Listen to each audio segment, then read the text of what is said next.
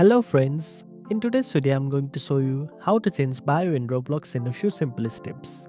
First of all, open the Roblox app and make sure you are logged into your account. Once you are on the home screen, tap the three dot menu icon located at the bottom right corner of the screen. Next, scroll down a little and tap on the option labeled Profile.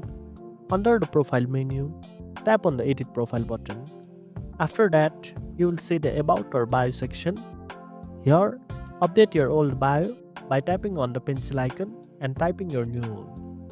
Once you have typed in your new bio, make sure it's within the character limit and follow Roblox community guidelines. When you are done, tap on the Save button to update your bio.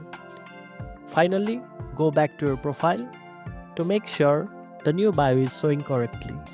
If you don't see it right away, try refreshing the page or restarting the app. And that's it. Now you know how to change bio in Roblox. If you found this video helpful, don't forget to like, share and subscribe for more tech tips. And make sure to tap the notification bell so you never miss an update. Thanks for watching and I'll see you in the next one.